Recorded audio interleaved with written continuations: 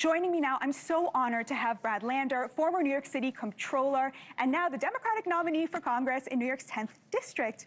Brad, thank you so much for being here. It's an honor to be on with you, Batya. A long-time fan, not always an agreeer, but a long-time fan. I have to start by saying it's very cool that you came here, and the thing that I heard about you this week was from somebody who volunteers at the same soup kitchen as me, a kind of Haitian man about town, Rudy, and what he said to me was, Brad Lander won because everywhere you turn in this city, you see Brad Lander. He goes everywhere and he talks to everybody. So first of all, congratulations on your victory. Thank you. Well, I appreciate it, and I wanted to come here because I've seen you hold independent views. When you were at the Forward, you curated this very broad spectrum of point of views, and you know we'll disagree on some things, but in some ways that's what we're supposed to do as well, both like Jewishly and democratically, and I'm grateful for the opportunity. And many people would not have done this, so thank you again. All right, let's get started. Yeah. You left the DSA in 2023 over October 7th. You said that the language the DSA used about Hamas was vile, was the word you used. Yet now you're sharing a stage with them. You're accepting their support. How do you explain this 180? So, you know, I joined DSA when I was a freshman in college in 1987, and I was active when I was on campus. I hadn't been really active since then, wasn't endorsed by them in any of my races. And yes, I thought the rally that they lifted up or co-sponsored on October 8th was vile, and I said so. At the same time, there's many things we agree on in the fight for Medicare for all, to make housing more genuinely affordable, to get money out of politics. So, you know, I made this cross-endorsement of Mayor Mamdani last year because I didn't want Andrew Cuomo to be the mayor of New York City. And I thought we agreed on enough that that was the right thing to do.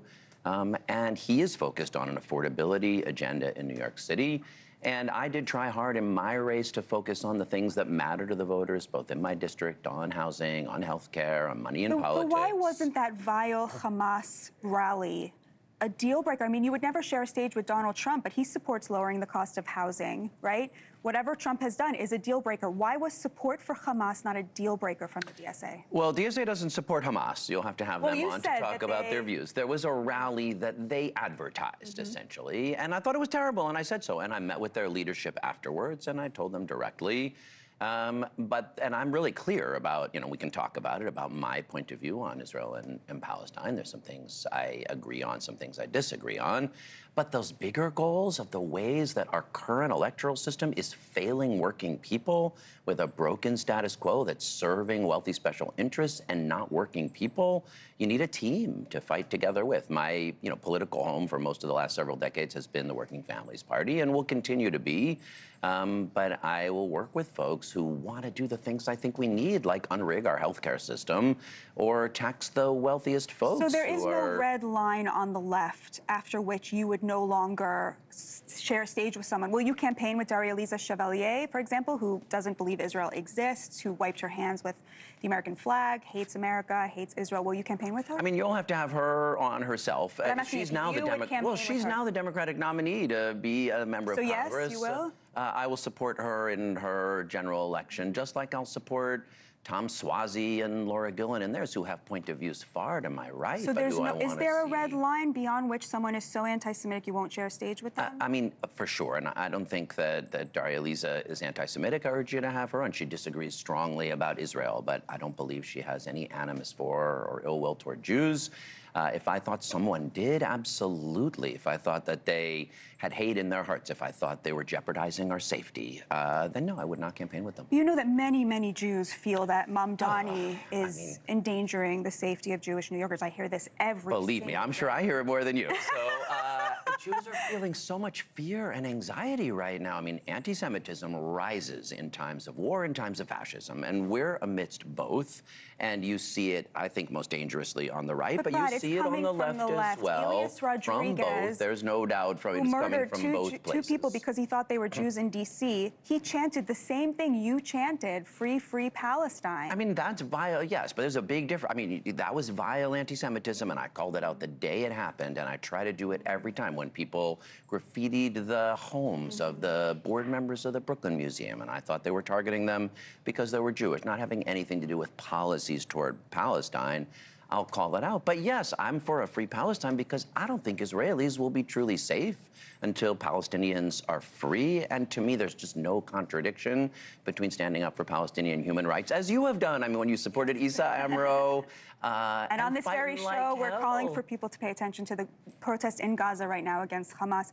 But Mamdani doesn't just want Palestinians to have their own state. He believes Israel should not exist as a Jewish state. I mean, he thinks there should be a binational state that's a state for all its citizens. That's not my point of view. I remain a liberal Zionist. I believe in the vision of a... I'm sorry, go ahead. Sorry. You're good. Well, I was going to say, most Jews view that view as an endangerment of the Jewish Israelis who live in Israel, to ask them to basically live under a majority Muslim rule, like to give Sharia law a chance, right? Most Jews feel that the view that Israel should be a binational state is to endanger the lives of 8 million Jews.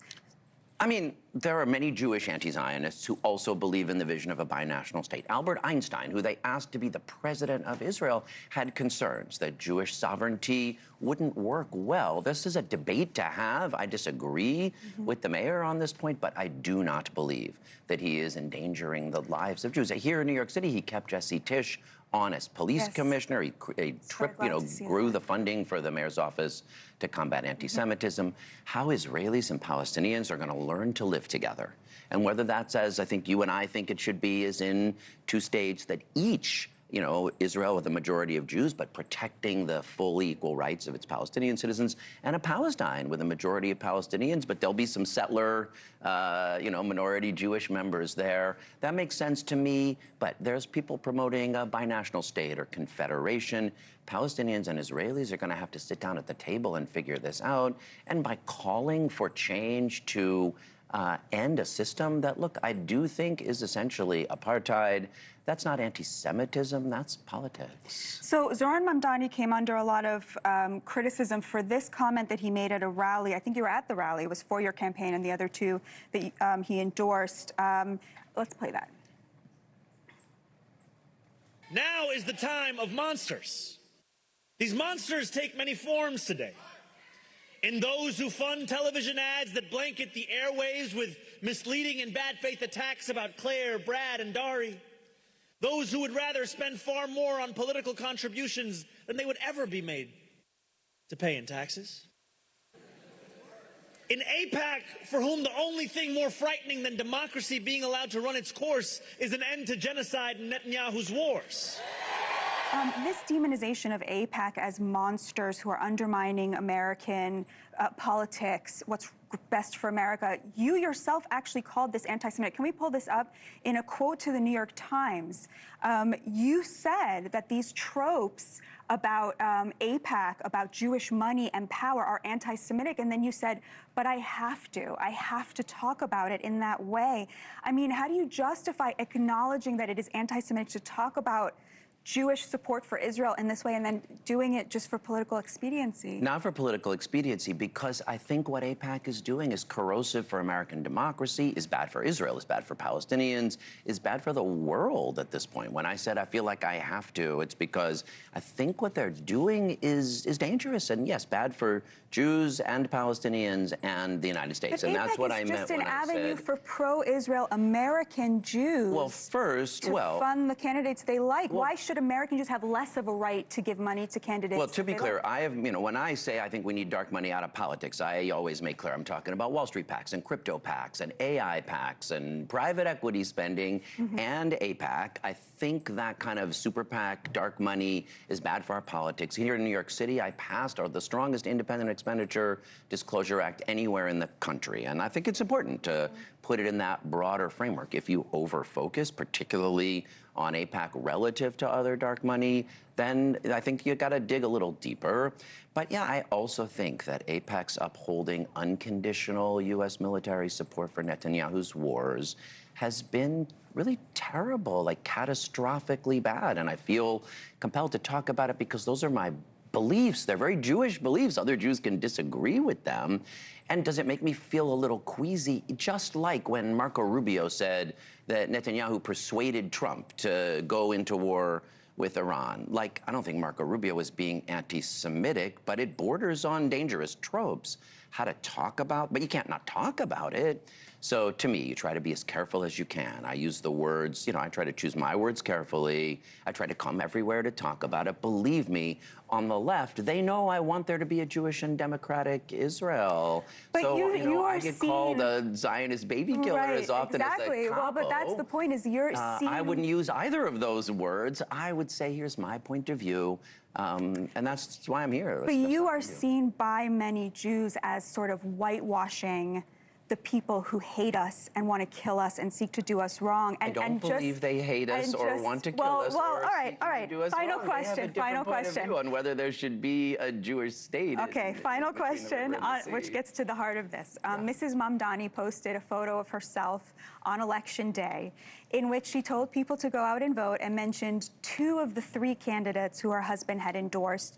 Your name was left off. Why?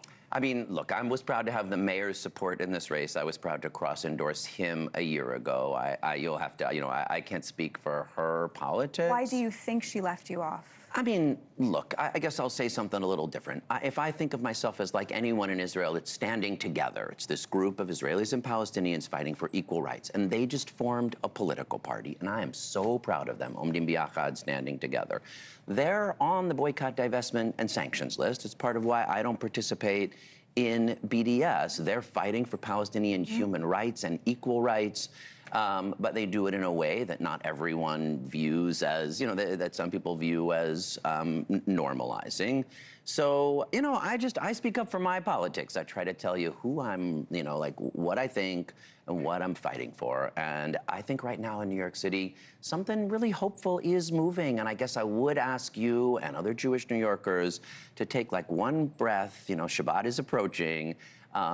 We could disagree on how to approach Israel and Palestine and still not compromise on anybody's humanity, and standing up for the rights of Palestinian kids in Gaza, created just as much in God's image as my kids, doesn't mean that I won't stand up and fight fiercely for Jewish people as well. Why did Mrs. Mamdani not endorse you? I mean, you'll have to ask her that. I'm proud to have the mayor's support, and, you know. Brad Lander, God bless you and protect you. I am just so grateful to you for this conversation, which actually did make me feel a lot better. I'm so glad. It was really nice to come on. So much for doing this. Thank you. Such an honor to have you. Thank you so much. Thank you for watching. Subscribe below and download our NewsNation app right now on your phone, and you will get fact-based, unbiased news for all Americans.